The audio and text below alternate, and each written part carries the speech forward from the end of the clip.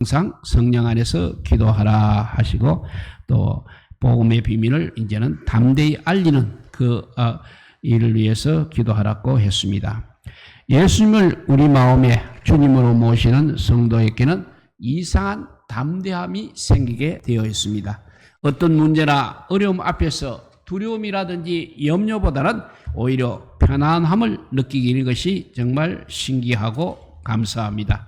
특별히 마귀와의 싸움이 분명히 우리에게는 있습니다만 두려워할 이유가 전혀 없는 것입니다. 왜냐하면 예수님께서 우리 안에 계시기 때문인 것입니다. 그래서 고린도전서 15장 57절을 보면 우리 주 예수 그리스도로 말미암아 우리에게 승리를 주신 하나님께 감사한다고 했습니다. 예수님께서 우리 마음을 주장하시면 우리의 기도는 달라지는 것입니다.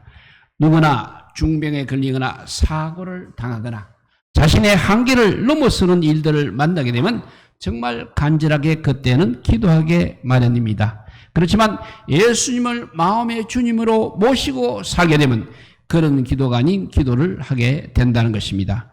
그래서 사도 바울은 모든 기도와 간구를 하되 성령 안에서 기도하라고 그렇게 오늘 말씀하고 있습니다. 이 말씀은 자기 생각대로 기도하지 말라는 뜻이 되겠습니다. 우리가 우리 생각만 가지고 우리 마음대로 기도하게 되면 어떻게 하나님께서 응답해 주실 수 있겠습니까? 우리가 구하는 것은 다 우리에게 유익하지 않기 때문에 하나님께서 다 응답해 주실 수 없다는 것입니다. 그리고 또 하나님의 뜻과 다 일치되지 않기 때문에 역시 하나님께서 응답해 줄 수 없는 것입니다. 그러므로 기도도 반드시 우리 안에 오신 성령 하나님의 인도를 받아야 한다는 것입니다. 그래서 우리 예수님도 요한복음 15장 7절에 너희가 내 안에 있고 내 말이 너희 안에 거하면 무엇이든지 원하는 대로 구하라. 그리하면 이루리라고 말씀하셨습니다. 그러니까 기도하기 전에 먼저 예수님과 하나됨을 가져야 한다는 말씀이 되겠습니다. 그리고 우리 안에 오신 성령님은 바로 기도의 영이십니다. 그 말씀이 로마서 8장 26절입니다. 이와 같이 성령도 우리의 연약함을 도우시나니 우리는 마땅히 기도할 바를 알지 못하나 오직 성령이 말할 수 없는 탄식으로 우리를 하여 친히 간구하시느니라 했습니다. 그리고 성령님께서 이렇게 우리의 기도도 기도의 영이시기 때문에 우리의 기도를 도와주신다는 것입니다. 그러므로 우리는 기도를 하되 사람의 간절함이나 사람의 필요 때문에 기도하지 마시고 오직 성령 안에서 기도를 해야 한다는 것입니다. 이 일에 대해서 사도 바울은 에베소 교인들에게 자신을 위하여 하는 기도를 예를 들어 19절에 이렇게 설명합니다. 또 나를 위하여 구할 것은 나에게 말씀을 주사 나로 입을 열어 복음의 비밀을 담대히 알리게 할 것이니 라고 했습니다. 사도 바울의 말은 한마디로 이렇게 기도하지 말아 달라는 것입니다. 어떤 기도를 하지 말아 하는 것이면 하나님 사도 바울이 빨리 감옥에서 풀려나게 해 주십시오. 이런 기도. 그리고 사도 바울이 감옥에서라도 잘 먹고 잘 입고 따뜻하게 지내게 해 주시오. 라는 이렇게 기도하지 말라는 것입니다. 왜 이렇게 기도하는 것이 무엇이 잘못되었는 것입니까? 우리는 또 항상 또 이렇게 기도하고 있지는 않습니까? 사도 바울은 자신을 위하여 이렇게 거꾸로 기도해달라고 분명히 밝히고 있습니다. 하나님 사도 바울에게 증거할 마음을 주사 감옥에서라도 입을 열어 복음의 비밀을 담대하게 알리게 하옵소서. 이렇게 사도 바울을 위해서 기도해달라고 분명히 밝히고 있습니다. 사도 바울은 왜 이렇게 기도해달라고 한 것입니까? 그 이유를 20절에 이렇게 설명하고 있습니다. 이 일을 위하여 내가 쇠사슬에 매인 사신이 된 것은 나로 이 일에 당연히 할 일을 담대히 하게 하려 하심이라 했습니다. 사도 바울이 지금 왜 감옥에 잡혀 있는지 생각해 보라는 것입니다. 하나님께서는 왜 사도 바울을 감옥에 갇히도록 하였습니까? 로마를 장악하고 있던 그 악한 마귀의 세력을 깨뜨리려고, 그리고 로마를 복음하여 전 세계에 복음이 전해지도록 하기 위해서 이렇게 사도 바울을 감옥에 갇히게 하셨다는 것입니다. 사도 바울이 정치범으로 가이사의 재판을 받게 하신 것은 바로 로마 권력, 핵심 권력층에게 복음을 전하기 위함이라는 것입니다. 그런데 사도 바울이 불쌍하다며 감옥에서 어서 풀려나게 해달라고 그렇게 기도하면 하나님의 뜻과는 맞지 않는다는 것입니다. 그러니까 성령님의 생각과 사람의 생각이 얼마나 다른지를 이해가 되는 것입니다. 이것이 황령역에서 인도하신 영적 전쟁의 기도가 되겠습니다. 예수님께서 제자들에게 십자가를 지실 것에 대하여 말씀하셨을 때도 마찬가지입니다. 그때 베드로가 한삼고 예수님께서 고난을 당하시고 죽으시는 것에 대하여 반대하고 가로막았습니다. 마태복음 16장 22절을 보면 베드로가 예수를 붙들고 항변하여 이르되 주여 그리 마옵소서, 이 일이 결코 죽게 미치지 아니하리이다 라고 하였습니다. 제자로서 정말 스승에게 당연히 할 말을 하고 있는 것입니다. 그런데 예수님께서 베드로에게 얼마나 엄하게 책망하셨는지 모릅니다. 그 말씀이 바로 그 다음 절입니다. 마태복음 16장 23절입니다. 예수께서 돌이키시며 베드로에게 이르시되 사탄아 내 뒤로 물러가라. 너는 나를 넘어지게 하는 자로다. 내가 하나님의 일을 생각하지 아니하고 도리어 사람의 일을 생각하는도다 라고 책망하셨습니다. 베드로가 그렇게 책망받을 만한 일을 했는 것입니까? 베드로의 문제는 사람의 생각만 했다는 것입니다. 지금 온 인류가 마귀의 손에서 구원을 받느냐 마느냐 하는 문제가 달려 있는 것입니다. 그런데 이렇게 사람의 생각만 하게 되니 자신이 하나님의 구원 계획을 가로막고 있는 줄을 베드로가 알지 못하고 있다는 말입니다. 그러므로 우리는 기도를 해도 아무렇게나 기도해서는 안 된다는 것을 가르쳐주고 있습니다. 그래서 성령 안에서 기도하기를 힘써야 한다는 것입니다. 성령의 인도를 받게 되면 힘들어요, 죽겠어요, 편안하게 해주세요, 어려움이 사라지게 해주시오 라는 기도는 저절로 안 하게 된다는 것입니다. 반대로 이기게 해 주십시오, 이 일로 하나님의 영광이 드러나게 해 주십시오라는 담대한 기도가 저절로 나오는 것입니다. 이렇게 성령의 인도함을 받는 기도, 담대한 기도를 하시기 바랍니다. 예수님의 제자들이 예수님의 부활을 전한다고 붙잡혀 가서 매를 맞고 감옥에 갇혔다고 다시는 예수님의 이름으로 전하지 말라는 경고를 받고 그들이 풀려났을 때 제자들은 사도행전 4장 29절에서 31절에 보면 이렇게 기도하였습니다. 주여 이제도 그들의 위협함을 굽어보시옵고 또 종들로 하여금 담대히 하나님의 말씀을 전하게 하여 주시오며 손을 내밀어 병을 낫게 하시옵고 표적과 기사가 거룩한 종 예수의 이름으로 이루어지게 하옵소서 하더라. 빌기를 다음에 모인 곳이 진동하더니 무리가 다 성령이 충만하여 담대히 하나님을 말씀을 전하니라 했습니다. 또 사도행전 50장 40절과 41절을 보면 이렇습니다.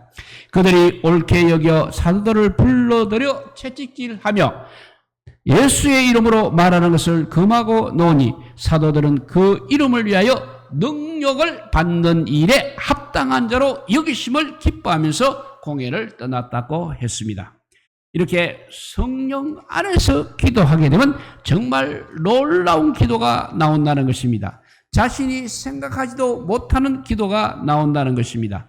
그래서 기도의 능력은 하나님의 뜻대로 구할 때 드러난다는 것입니다. 그래서 요한일서 5장 4절에도 보면 그를 위하여 우리가 가진 바 담대함이 이것이니 그의 뜻대로 무엇을 구하면 들으심이라 했습니다.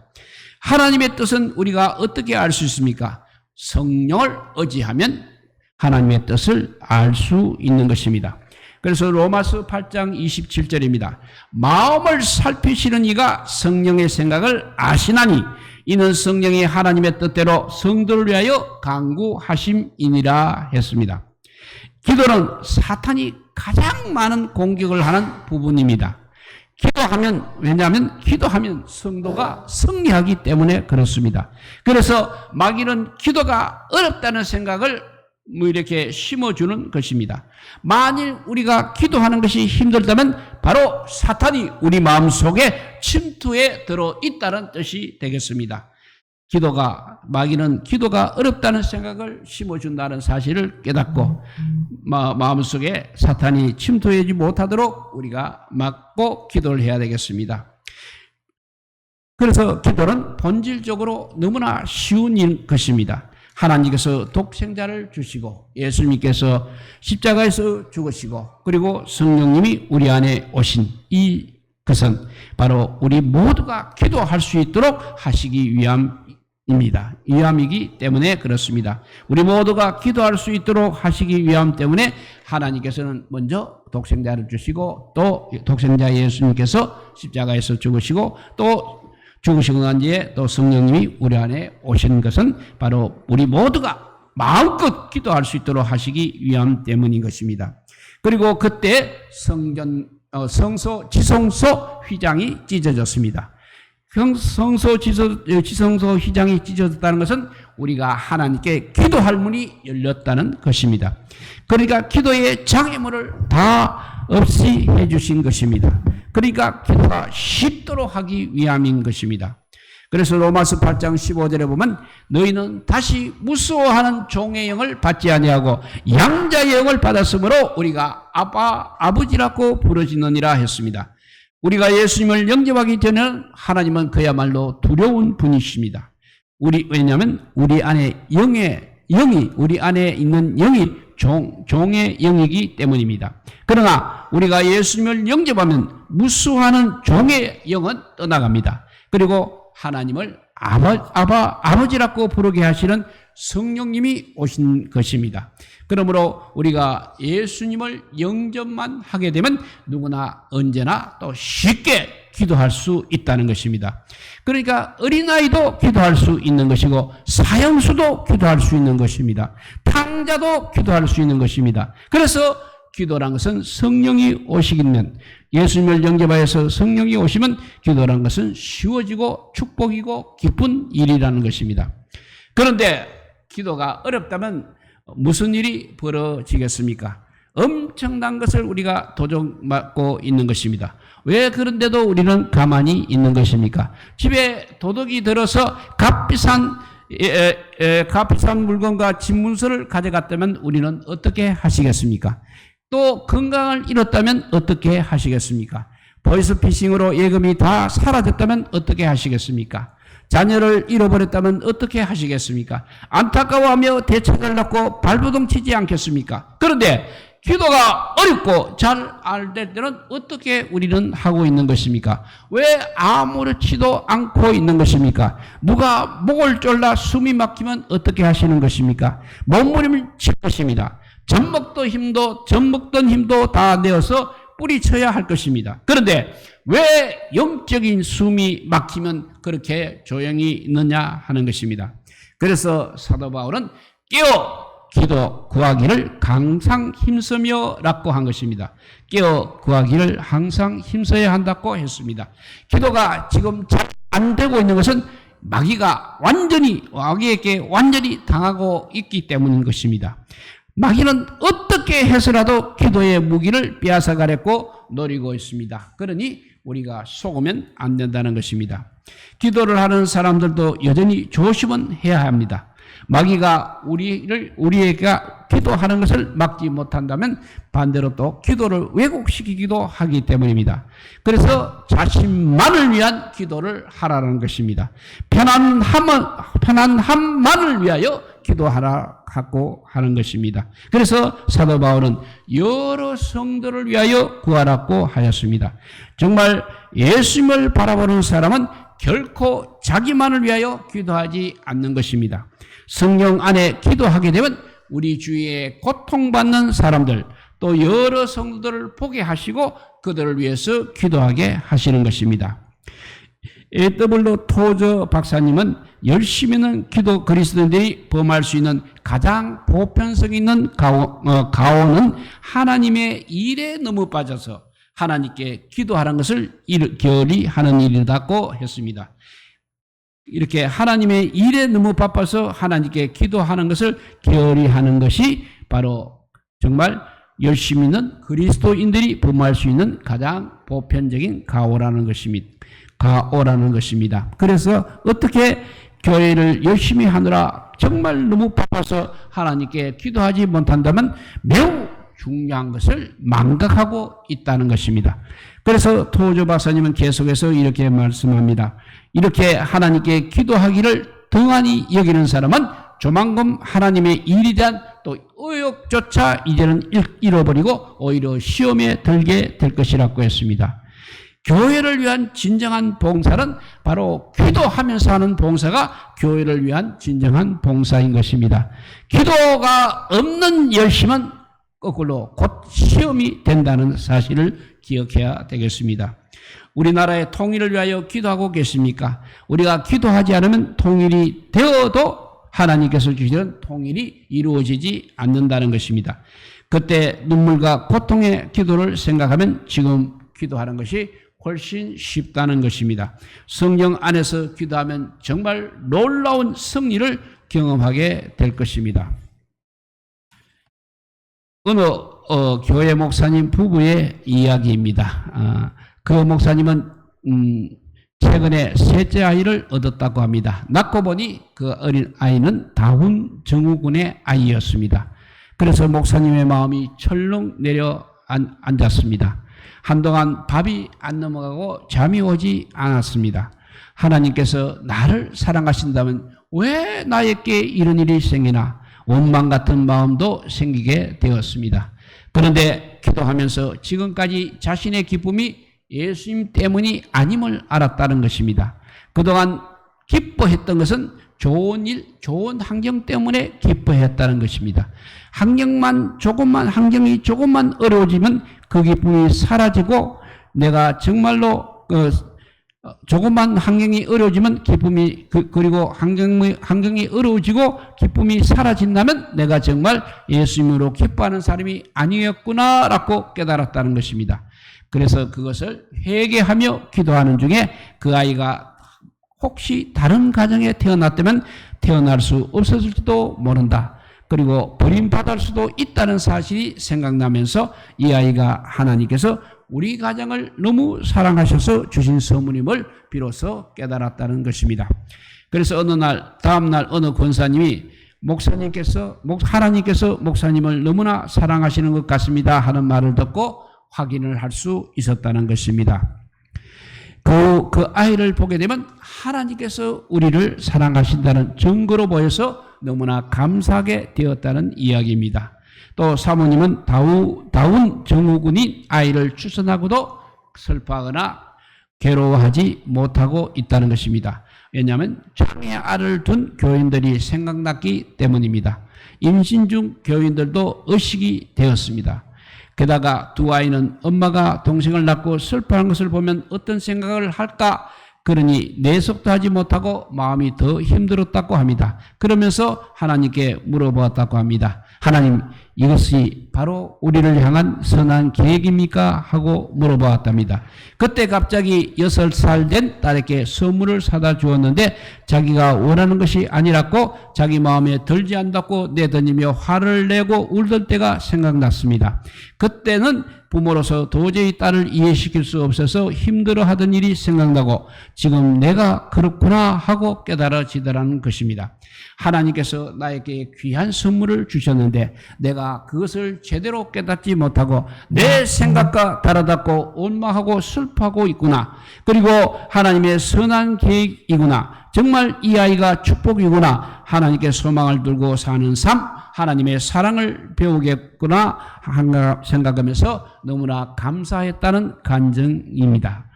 이제 우리 모두 성령 안에서 기도하는 시간을 가지시기 바랍니다. 우리가 그렇게 기도하면 가장 먼저 오는 응답이 성령께서 임하신다는 것입니다. 누가복음 11장 13절에 보면 너희가 악할지라도 좋은 것을 자식에게 줄 알거든 하물며 너희 하나님께서 구하는 자에게 성령을 주시지 않겠느냐 하시니라 했습니다.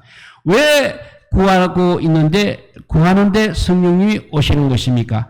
아기가 울면 엄마가 오는 것입니다. 아이에게 필요한 것이 많아도 엄마가 모든 구하는 것에 완벽한 응답인 것입니다. 아이에게 필요한 것이 많아도 엄마가 모든 구하는 것에 완전한 응답인 것입니다. 그래서 마찬가지로 성령님이 우리에게 임하시면 응답 받은 것입니다. 우리에게 기도의 축복을 회복시켜 주시고 성령님이 인도하시는 능력 있는 기도를 하게 하옵소서. 예수님의 마음이 부어질 때까지 예수님을 바라며 예수님을 경외하며 그 앞에 엎드리는 기도를 하셔서 성령 안에서 우리 모두 기도하여서 좋은 응답을 받으시기를 주님의 이름으로 축복드립니다. 기도하겠습니다. 사랑의 하나님 감사합니다. 정말 어려운 시기를 지나가고 있습니다마는 그렇기 때문에 더욱더 우리에게 기도할 시간을 주셔서 감사합니다. 그냥 아버지요 방관만 하고 있으면 사탄의 아버지요 종이 되어서 어떻게 멸망받을지 알 수 없는 우리들입니다. 그리고 귀한 이 금요 기도의 시간을 우리에게 허락하여 주셔서 오늘도 성령 안에서 기도하도록 인도하여 주시니 감사합니다. 성령이 오시기만 하면 아버지요 우리가 아버지요 무슨 기도를 하든지 주님께서 기뻐하시는 기도를 할 수 있다고 하셨사오니 우리에게 정말 꼭 필요한 기도를 할 수 있도록 인도하여 주시고 정말 이 세상 이제 마지막을 향해서 달려가는 이 시점에 우리를 기도하는 백성으로 삼아주셔서 마지막 때 하나님 주님 오시는 길을 우리가 밝히는 역할을 감당하게 하여 주시고 아직까지 구원받지 못한 우리 가족과 이웃들이 기적적으로 아버지요 구원의 기회를 얻게 되는 역사도 일어나게 하여 주시고 정말 곳곳에서 아버지요 일어나는 사탄의 모든 행포들을 우리가 이겨낼 수 있게 하여 주시고 하나님 성령 하나님과 동행하는 마지막 아버지요 믿음의 사람으로 살아갈 수 있도록 우리를 인도하여 주시기를 간절히 빌고 원하올 때 우리 구주 예수 그리스도 이름으로 기도드리옵나이다. 아멘. 찬송가 369자입니다. 죄짐 맡은 우리 구주